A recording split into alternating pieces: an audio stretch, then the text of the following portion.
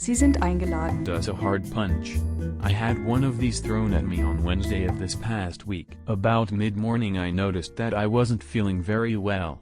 The symptoms were the usual foggy feeling in my head and an increase in being consumed at the moment with the demands of a video creation project. I didn't pay much attention to these symptoms.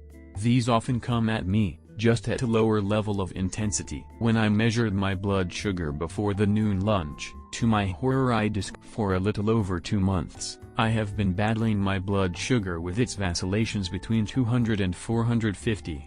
Anything above 250 causes my body to start shutting down.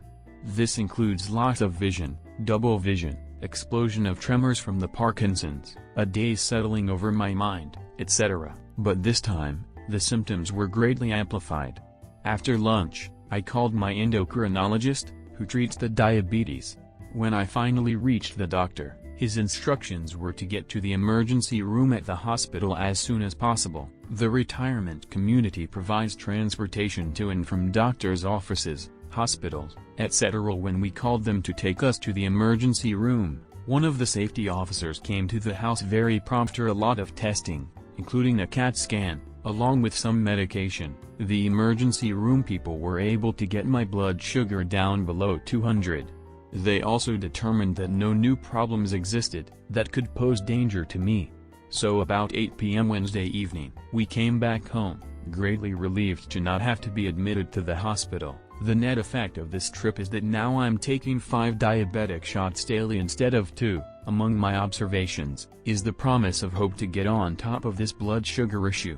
But so far, given the blood sugar readings are bouncing between 125 and 350, instead of the earlier 185 to 450. The fogginess in my mind continues most of the time, along with an increase of pain all over my body. I see Dr. Chadi Riche, my endocrinologist, on Tuesday for the bi-monthly checkup. Then on Wednesday, I see Dr. Wael Riche, my neurologist, for a similar periodic checkup. Hopefully, we can figure out a strategy for solving these issues. Please continue to pray for Claire and me as I struggle to get on top of these health issues that are plaguing my life. Only God can ultimately produce the healing that is. Thank you for taking time to watch this video. Now for a quick commercial before finishing off the video. Welcome to C&L Ventures, the home of Cranfordville.com, the place where you can find help in studying the scriptures.